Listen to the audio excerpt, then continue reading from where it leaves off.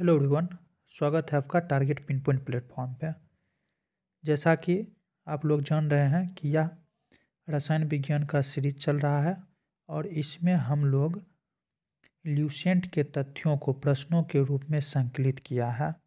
ठीक है, अर्थात आपको पहले ल्यूसेंट में टॉपिक वाइज पढ़ना है और उसी टॉपिक से संबंधित क्वेश्चंस को यहाँ आप अटेम्प्ट कर सकते हैं, अपनी तैयारी को चेक कर सकते हैं।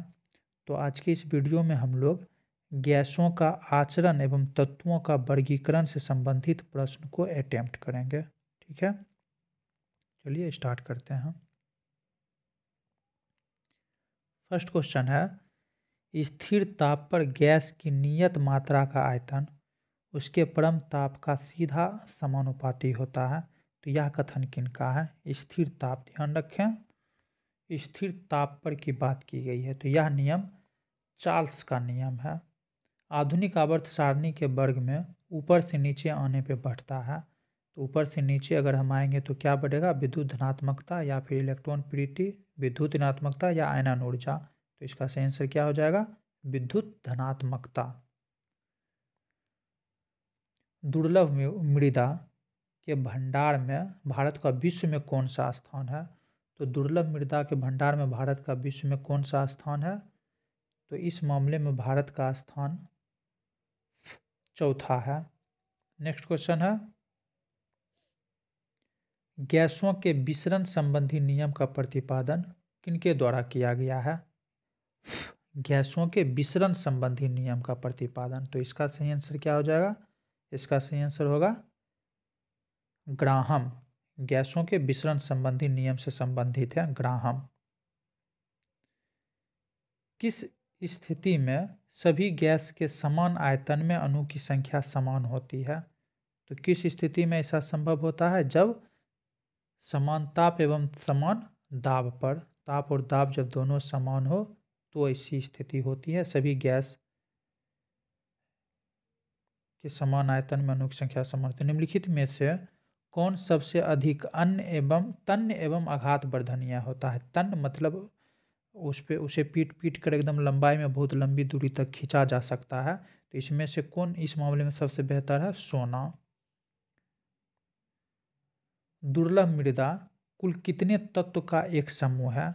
तो आवर्त सारणी में कुल कितने तत्वों के समूह को दुर्लभ मृदा कहा जाता है, जिसमें भारत का चौथा स्थान है। तो कितने तत्व इसमें शामिल है दुर्लभ मृदा में? टोटल 17 तत्व। कितना? 17। नेक्स्ट है, सर्वाधिक विद्युत धनात्मकता वाला तत्व। तो सबसे ज़्यादा विद्युत धनात्मक तत्व कौन सा है इनमें से? तो इनमें से इसका सही आंसर क्या हो जाएगा? विद्युत धनात्मकता वाला तत्व फ्लोरीन है। कौन सा है? फ्लोरीन। विद्युत धनात्मकता। विद्युत ऋणात्मक क्या होता है?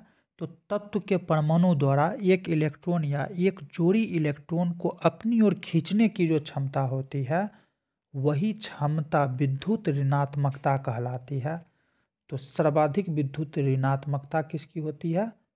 फ्लोरीन की। किसकी होती है? फ्लोरीन की। जबकि विद्युत बंधुत्व ये सबसे ज़्यादा होती है क्लोरीन की। और ये क्या होता है? तत्व के परमाणु में एक इलेक्ट्रॉन जोड़ने में बाहर निकली ऊर्जा की जो मात्रा होती है, इसको विद्युत बंधुत्व कहा जाता है। तो इस मामले में यानी एक इलेक्ट्रॉन जोड़ने में सर्वाधिक ऊर्जा क्लोरीन तत्व से निकलती है। ठीक है, चलिए नेक्स्ट क्वेश्चन है हमारा, आधुनिक आवर्त सारणी में आवर्तों एवं वर्गों की संख्या कितनी है? आवर्त मतलब जो सोया हुआ लाइन, जो हॉरिजॉन्टल लाइन होता है, और वर्ग मतलब जो खड़ा लाइन है। तो आवर्त सारणी में आवर्त कितना है? 7 और वर्ग कितना है? 9। ठीक है, नेक्स्ट क्वेश्चन है, सोने के आभूषण बनाते समय कठोर बनाने के लिए उसमें कौन सी धातु मिलाई जाती है? यानी सोना कठोर हो, आभूषण टिकाऊ होना चाहिए, तो उसमें तांबा का यूज किया जाता है। नेक्स्ट क्वेश्चन है, सिनेबार अयस्क से किस तत्व का निष्कर्षण किया जाता है? अर्थात सिनेबार किस तत्व का अयस्क है, ये पूछा जा रहा है। तो सिनेबार से प्राप्त होने वाला तत्व कौन सा है? पारा। कौन सा तत्व प्राप्त होता है? पारा। कोयले का सर्वाधिक उच्च किस्म कौन सा है? तो इसमें से कोयले का कौन सा सबसे बेहतर किस्म है? तो इसका सही आंसर क्या हो जाएगा? इसका सही आंसर होगा एंथ्रासाइट। एंथ्रासाइट कोयले का सबसे बेहतर किस्म है क्योंकि इसमें कार्बन की सर्वाधिक मात्रा होती है। निम्नलिखित किस वर्ग के तत्व का गलनांक उच्चतम होता है? तो यह आवर्त सारणी के बारे में, आवर्त सारणी में तो इनमें से किस वर्ग का गलनांक सबसे ज़्यादा होगा? तो 4a का गलनांक सर्वाधिक होता है। स्थिर ताप पर गैस की नियत मात्रा का आयतन उसके दाब का डैश होता है। यानी स्थिर ताप पर गैस की नियत मात्रा का आयतन उसके दाब का क्या होता है? व्युत्क्रमानुपाती होता है। अर्थात हम जैसे जैसे दाब को बढ़ाएंगे गैस का जो आयतन होगा वो क्या होगा? घटता जाएगा। व्युत्क्रमानुपाती का मतलब क्या हुआ कि दाब की मात्रा बढ़ाएंगे तो आयतन की मात्रा घटेगी, संपीड़ित होते जाएगी। निम्नलिखित में से किसने गैस से संबंधित किसी नियम का प्रतिपादन नहीं किया? तो इसमें देखिए बॉयल है, एवोगाड्रो है, ग्राहम है। तो इसमें सही आंसर क्या हो जाएगा? मैक्सवेल। इन्होंने जो है गैस से संबंधित किसी प्रकार का नियम नहीं दिया। घनत्व में अंतर रहते हुए पृथ्वी के गुरुत्वाकर्षण के विरुद्ध गैस के आपस में मिलने की प्रक्रिया को क्या कहा जाता है? घनत्व में अंतर है और पृथ्वी के गुरुत्वाकर्षण के विरुद्ध गैस का आपस में मिलना विसरण कहलाता है। क्या कहलाता है? विसरण। तत्वों के वर्गीकरण के दिए गए नियम जो सम्मिलित नहीं है, तो इनमें से जैसे अष्टक नियम न्यूलैंडस द्वारा दिया गया त्रिक नियम, डॉबराइन द्वारा, और आधुनिक आवर्त सारणी ये मोस्ले हो जाएगा, जबकि यहाँ क्या दे दिया है? मेंडलीफ दे दिया गया है, तो ये गलत है। गैस से संबंधित बॉयल के नियम में स्थिर रहता है। तो बॉयल का नियम क्या बोला? स्थिर ताप पे। तो स्थिर क्या रहता है बॉयल के नियम में? तो बॉयल के नियम में ताप स्थिर रहता है। ठीक है, नेक्स्ट। गैस की विसरण की आपेक्षिक गतियां उसके डैश के वर्गमूल के व्युत्क्रमानुपाती होती है। तो गैस के विसरण की आपेक्षिक गति जो है उसके घनत्व या अनुभार के वर्गमूल के व्युत्क्रमानुपाती होती है। कौन सा कथन आधुनिक आवर्त सारणी के बारे में सही जानकारी नहीं देता है? 57 से 71, लेंथेनाइड, मोस्ले द्वारा प्रतिपादित, परमाणु संख्या पर आधारित। तो ये बिल्कुल तीनों कथन क्या है? सही है। कोई भी इनमें से कथन गलत नहीं है।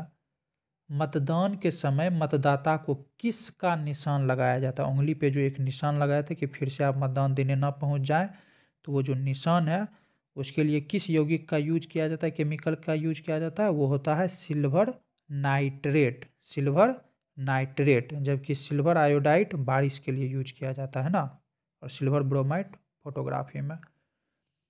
आधुनिक आवर्त सारणी के आवर्त में अगर बाएं से दाएं जाएं तो बढ़ता है। तो बाएं से दाएं जाने पे क्या बढ़ेगा?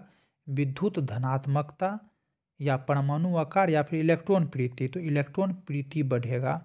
ठीक है, क्योंकि जैसे जैसे हम बाएं से दाएं जाएंगे तो अष्टक के करीब जाएगा, तो वो क्या होगा? इलेक्ट्रॉन को आकर्षित ज़्यादा करने का प्रयास करेगा ना। मेंडल की आवर्त सारणी किस पर आधारित थी? मेंडलीफ की आवर्त सारणी किस पे आधारित थी? परमाणु द्रव्यमान पे। किस पे आधारित थी? परमाणु द्रव्यमान पे। नेक्स्ट क्वेश्चन है, ऊर्जा की न्यूनतम मात्रा जो परमाणु की बाह्य कक्षा से एक इलेक्ट्रॉन को बाहर निकालने के लिए आवश्यक होती है वो क्या कहलाती है? तो इसको हम लोग क्या बोलते हैं? आयनन। क्या बोला जाएगा इसको? आयनन विभव। ये आयनन विभव कहा जाता है। ब्लीचिंग पाउडर का रासायनिक नाम क्या है? ब्लीचिंग पाउडर जिसका छिड़काव किया जाता है और पानी को शुद्ध रखने में भी इसका उपयोग किया जाता है। तो ब्लीचिंग पाउडर का रासायनिक नाम क्या हो जाता है? Calcium hypochlorite. Calcium hypochlorite. Tape recorder की टेप किससे रिपीट होती है? तो टेप रिकॉर्डर की टेप किससे रिपीट होती है? तो इसका सही आंसर क्या हो जाएगा? पैरामैग्नेटिक चूर्ण से। पैरामैग्नेटिक चूर्ण। सबसे अधिक इलेक्ट्रॉन बंधुता। इलेक्ट्रॉन बंधुता क्या होता है? यानी तत्व में बाहर से कोई इलेक्ट्रॉन आती है तो उससे अधिक मात्रा में ऊर्जा निकलती है। तो कौन सा तत्व है जिससे अधिक, इस स्थिति में अधिक मात्रा में ऊर्जा निकलती है? वो हो गया क्लोरीन। इलेक्ट्रॉन बंधुता पूछा जाए सर्वाधिक तो क्लोरीन में, जबकि विद्युत ऋणात्मकता पूछा जाए तो फ्लोरीन में। हीरा का प्राकृतिक स्रोत है। तो हीरा प्राकृतिक रूप से किस अवस्था में प्राप्त होती है? तो उसे कहा जाता है, क्या कहा जाता है? किम्बरलाइट पत्थर। किम्बरलाइट पत्थर से हीरा प्राप्त किया जाता है। निम्नलिखित किस तापमान पर सभी गैस का आयतन शून्य होता है? तो इनमें से कौन सा तापमान है जिस पे सभी गैस का जो है आयतन शून्य हो जाता है? इसे क्रांतिक ताप कहा जाता है। 0 डिग्री केल्विन।